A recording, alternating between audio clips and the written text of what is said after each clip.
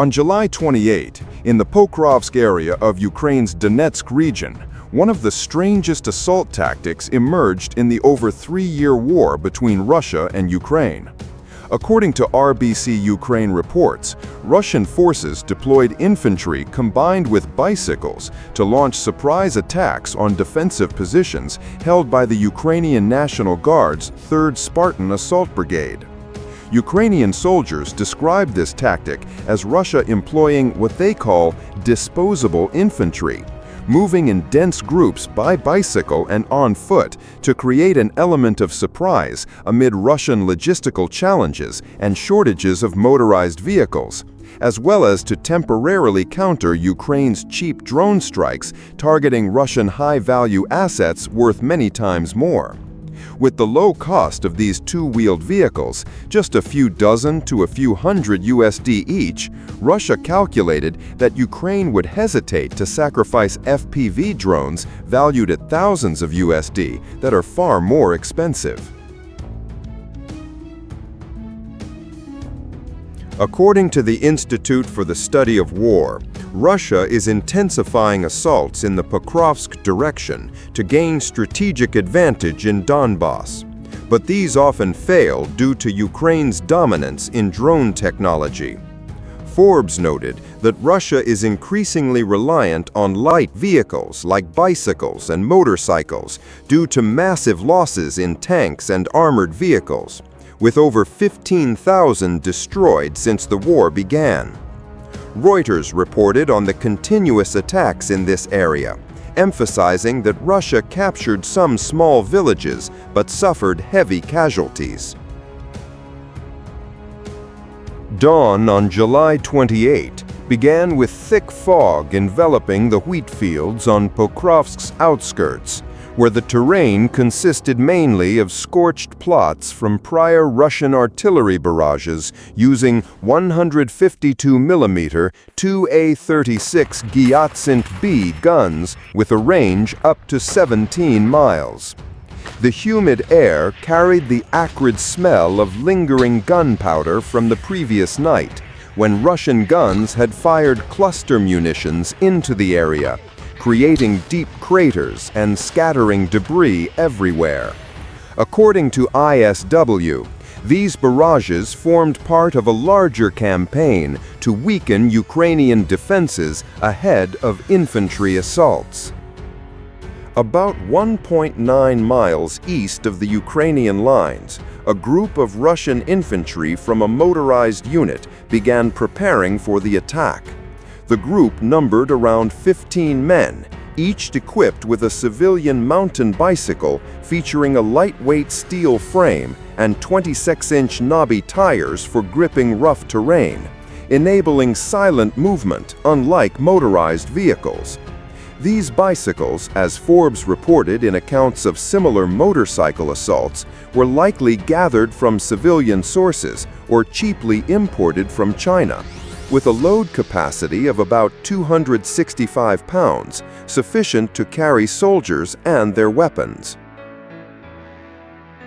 Each Russian soldier wore camouflage uniforms with blurred leaf patterns to blend into sparse forests and fields, and carried an AK-12 automatic rifle with an effective range of 1,640 feet and 30-round 5.45mm magazines, along with several F1 grenades having a 16-foot lethal radius.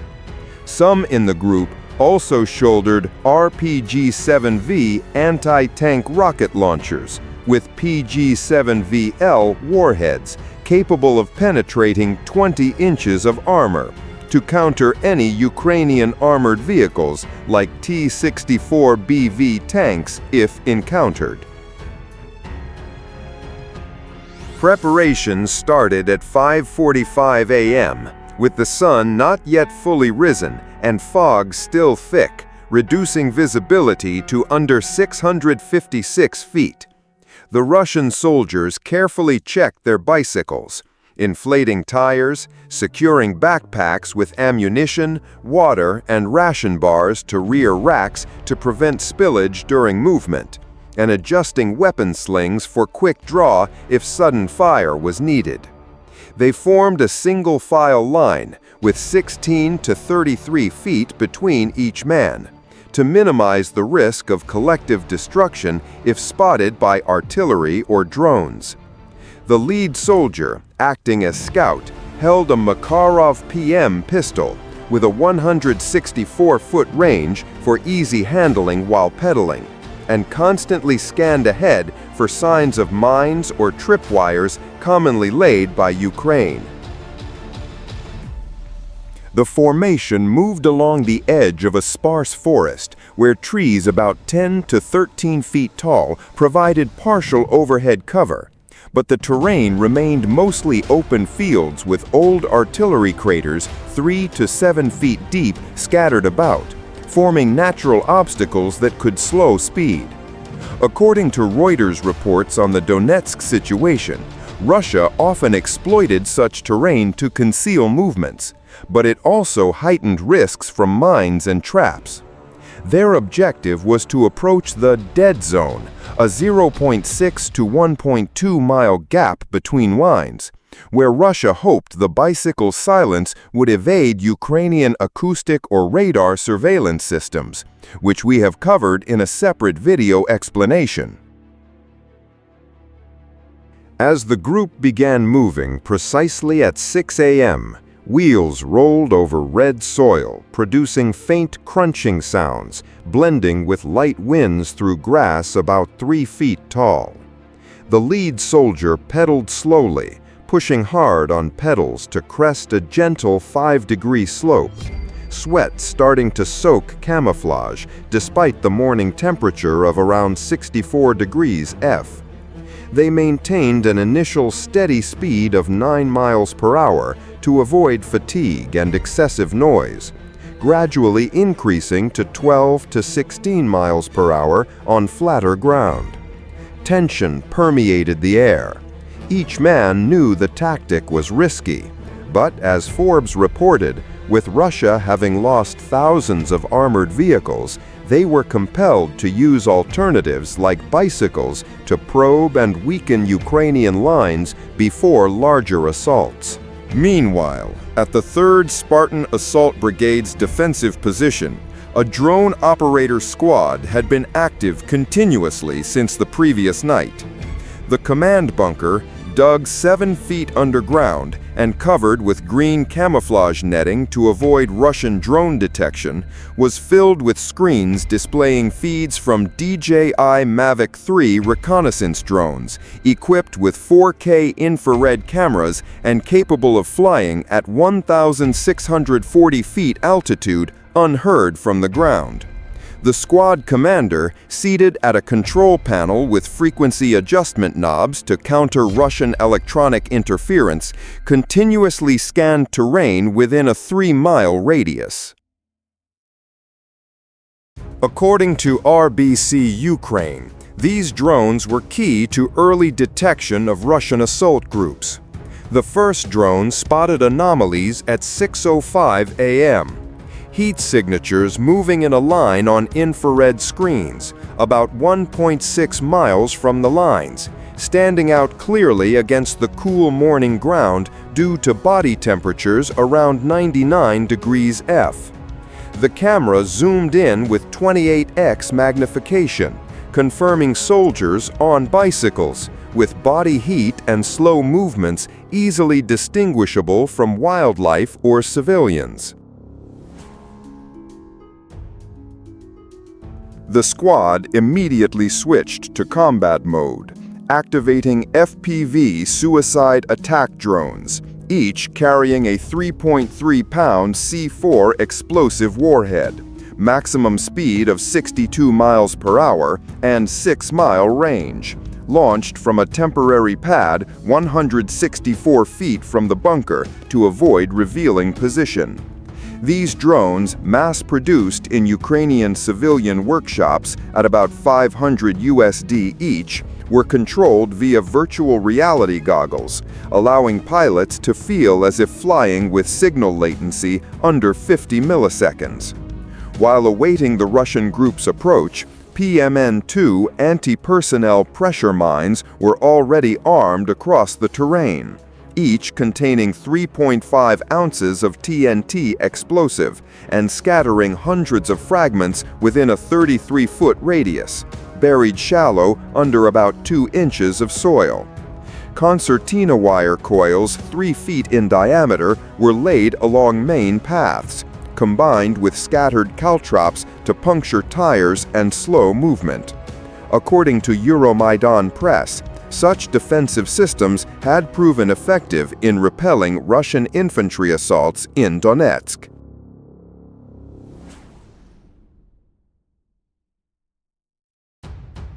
The Russian group advanced, reaching 0.9 miles from the lines at 6:10 a.m. The lead soldier paused briefly to observe through compact binoculars, ears straining for odd sounds like drone hums, but hearing only wind and rear comrades' wheels on damp soil. A mid-formation soldier whispered over radio, reporting no targets detected, but the signal was weak due to hilly terrain and possible jamming from Ukrainian REB equipment. Ukraine's counterattack began at 6:12 a.m. The first FPV suicide drone launched from a distant pad, diving from 984 feet altitude at a 45-degree angle to optimize speed and accuracy, avoiding west winds at 3 miles per hour. The drone pilot, monitoring via high-resolution screen, adjusted trajectory, targeting the lead bicycle moving at 14 miles per hour. At 50 miles per hour impact, the drone struck the steel frame precisely, detonating the C4 warhead with force equivalent to 4.4 pounds of TNT. The blast echoed like thunder in the quiet morning, shredding the bicycle frame into small pieces scattering within a 10-foot radius, some 4-inch metal shards embedding deep in the soil. The lead soldier was hurled 16 feet away, body slamming into hard ground with about 450 pounds of force, sustaining major chest wounds from a 6-inch sharp metal fragment. He lay motionless, breathing fading, amid scattered bicycle debris like twisted metal scraps, the front wheel flying 13 feet and rolling another 7 feet before stopping. Chaos spread immediately through the Russian group. The remaining soldiers, hearing the explosion 66 to 98 feet away, braked abruptly, ditching bicycles, dropping prone, gripping AK-12 rifles tightly, eyes scanning skies in panic, cold sweat running down spines. A nearby soldier fired several skyward bursts from his AK-12 at 600 rounds per minute, hoping to intimidate or distract, but bullets flew harmlessly upward. The terrain now became a major disadvantage. Open fields lacking cover deeper than 3 feet. Only sparse grass and old craters where subsidence could slow movement by 50%. According to Forbes' analyses of similar motorcycle assaults, Russian groups often failed at this stage due to lack of protection, leading to high casualties.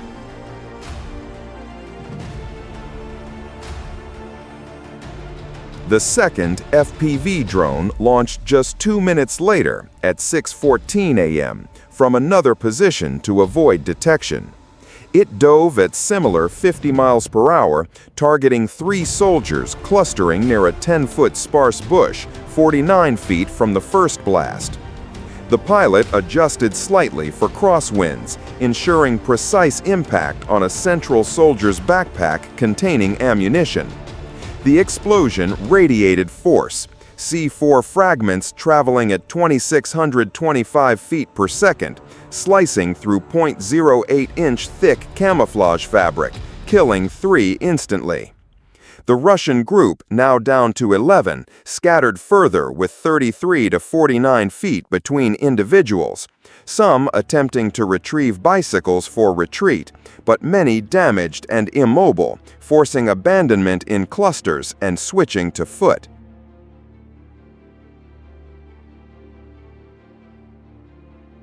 The third drone struck at 6:18 a.m., targeting a four-man group attempting cover in a 5-foot-deep old crater, 98 feet from the prior explosion. Trajectory calculated precisely via control software to avoid uneven terrain. The drone impacted soil near them at a 30-degree angle, detonating to create a 13-foot radius shockwave, hurling two out with 337 pounds of force and killing them with fragments. The remaining two, stunned with temporary deafness from blast pressure, attempted return fire with AK-12 rifles, but hands shaking, bullets veering 20 degrees off and falling harmlessly 984 feet away. By now, the Russian group was fully disoriented. Radio calls for support on 148 MHz frequency went unanswered due to jamming from Ukrainian REB gear at 100 W power. No response from command 1.9 miles back. They began scattering more, some running back toward start positions with labored steps, sweat-soaked uniforms, and ragged breathing. The remaining pursuit lasted another 10 minutes, with the fourth drone deployed at 6:20 a.m., carrying a thermite warhead instead of standard explosive to incinerate targets. It dove toward a three-man group attempting to dig temporary cover with 20-inch shovels 164 feet from the sparse forest. Impact ignited thermite, creating flames at 4,532 degrees F, spreading within a 7-foot radius, consuming surrounding grass with black smoke rising 16 feet and their bodies in an instant.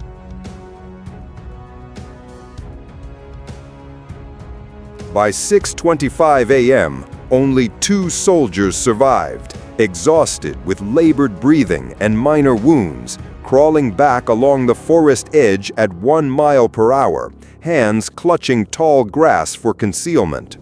But the final drone, flying at 656 feet with thermal camera, detected remaining heat signatures and dove at a 60-degree angle, ending the entire group with a precise explosion at their position. None reached Ukrainian lines, leaving the scene with charred bicycle wreckage, twisted wheels, bodies scattered within a 328-foot radius, and the smell of gunpowder smoke lingering in the morning air. The assault failed completely, demonstrating drone warfare effectiveness as analyzed by ISW in Donbass reports.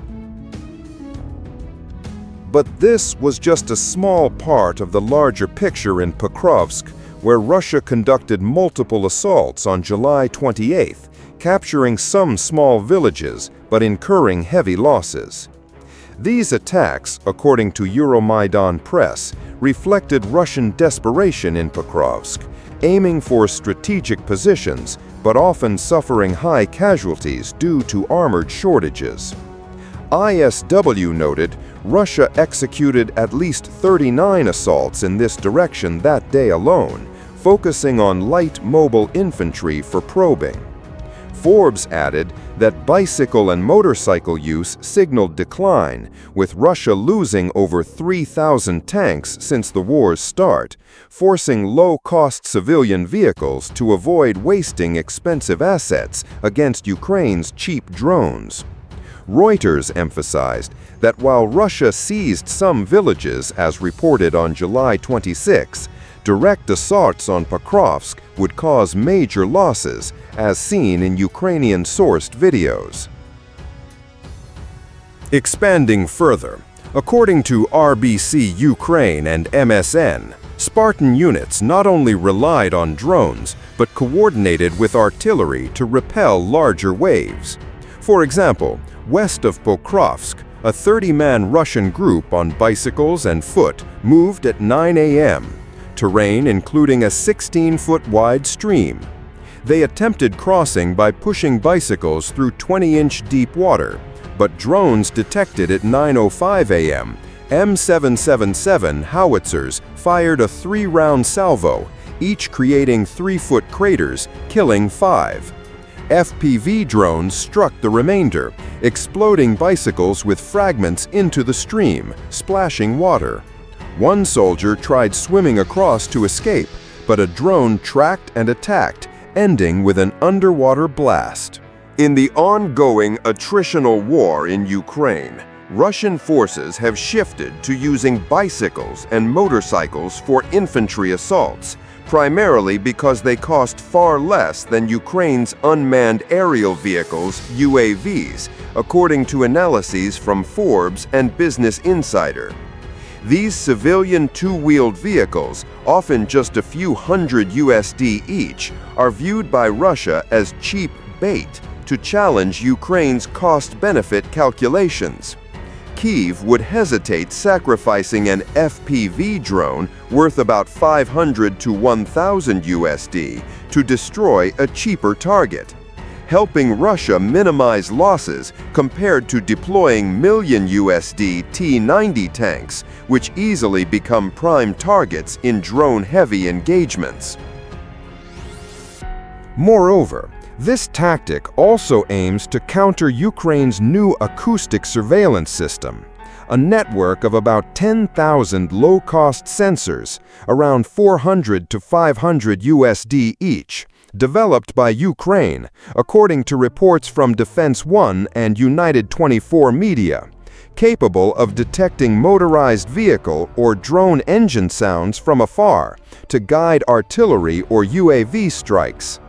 By using silent bicycles or fast motorcycles on narrow terrain, Russia hopes to reduce detection risks from this acoustic system, while forcing Ukraine to allocate limited drone resources to unworthy targets, thereby prolonging the attritional war and eroding the opponent's technological edge. However, Russia's bicycle and motorcycle campaign has backfired severely and shown a clear lack of humanity. Although Russia calculated that the low cost of two-wheeled vehicles would make Ukraine hesitate to expend pricier FPV drones, Ukrainian forces still aggressively deployed UAVs for complete elimination, prioritizing line defense and enemy casualties, resulting in massive Russian personnel losses without strategic gains, as analyzed in ISW reports on failed Donbass operations. Instead of conserving resources, this tactic only exposed Russia's exhaustion, compelling repeated futile assaults and escalating losses, with infantry fatality rates up to 80 to 90% in similar clashes, per Forbes data on the attritional war. On the humanitarian front, deploying disposable infantry, young soldiers often undertrained and ill-equipped, sent into the dead zone as bait for probing, has drawn sharp condemnation for disregarding human life, treating them as sacrificial tools rather than protected fighters, violating basic wartime humanitarian principles. Organizations like Human Rights Watch and Amnesty International have documented numerous cases of Russian soldiers coerced into such suicidal assaults, leading to severe psychological trauma and rising desertions, with hundreds reported in the Pokrovsk direction alone in July. The campaign not only failed militarily, eroding Russian troop morale as they felt abandoned, but also damaged Russia's international image, reinforcing arguments that Moscow is prolonging the war through pointless sacrifices, according to Reuters and BBC analyses on human rights in the Ukraine conflict. The Pokrovsk battlefield, per ISW, remains a hotspot with Russia advancing closer from flanks, but Ukraine holds firm thanks to technology. Forbes concluded that such Russian tactics only inflate personnel losses, with fatality rates double those of motorized assaults.